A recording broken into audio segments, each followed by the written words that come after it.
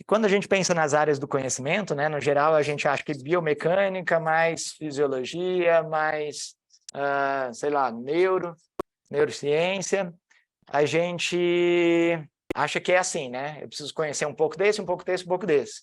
Mas, na verdade, é assim. Biomecânica versus fisiologia vezes neurociência. Porque se um desses for zero, a soma disso tudo é zero. Você pode entender muito de biomecânica, mas se você não entende nada de fisiologia, você multiplica por zero. E aí a soma disso tudo vai ser zero. Tá? Porque se entender de biomecânica, e a gente vai ver vários exemplos aqui, onde coisas que a gente achava que antigamente eram ruins, mas do ponto de vista fisiológico, ok, é permissível, porque o corpo funciona assim.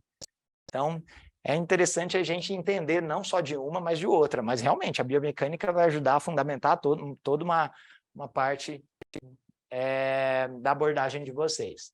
Então, momentos em que, tecnicamente, a biomecânica é mais interessante. Tecnicamente, em cargas leves repetidas por muitas vezes, por exemplo, gesto mecânico de corrida.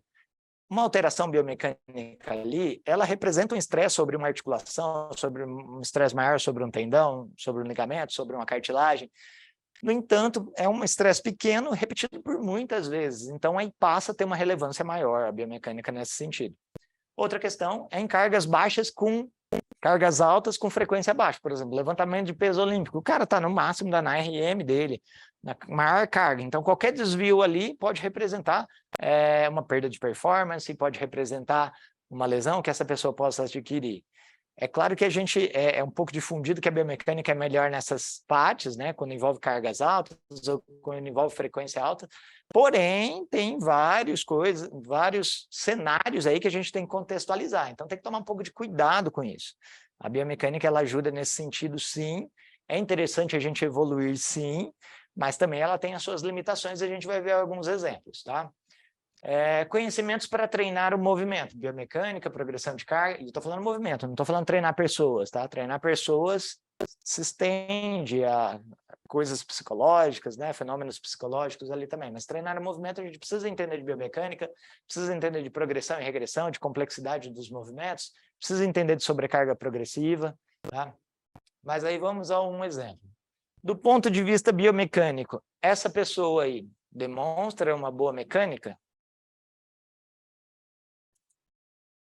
Não. Tempinho para refletir, mas assim, se a gente olhar para um ponto de vista estritamente biomecânico, a gente fala, esse cara vai machucar a coluna. Não é a primeira coisa que a gente vem à cabeça? Alguém conhece esse esporte? É um esporte que chama Girovoi Sport. É um esporte russo. Lá, a preocupação deles, quem ganha esse esporte? É quem levanta aquela carga pelo máximo de vezes dentro de 10 minutos. Então, ele pega uma carga e adiciona aqui. E essa postura que eles usam é uma postura que eles chamam de hack.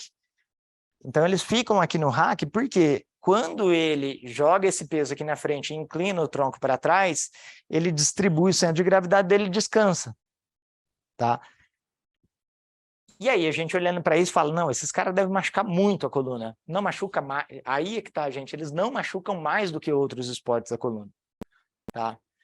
E outra, se a gente usar o parâmetro biomecânico, a gente consegue entender por que eles usam essa postura. Porque o centro de gravidade dele está distribuído, o tronco jogando um pouquinho de peso para trás, os pesos jogando peso para frente, está equilibrado aqui, é o mínimo de contração que ele usa.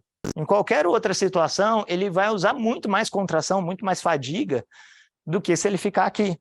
Tá? Então, vale reforçar que a gente usa muito a biomecânica para querer preservar a estrutura. No geral, a gente usa pouco biomecânica para pensar em performance. A biomecânica não justifica todas as lesões, esse é um exemplo, e a biomecânica também ajuda nessa questão de entender a performance, tá? Então, quem não conhece esse esporte, procura saber, é um esporte bem bacana,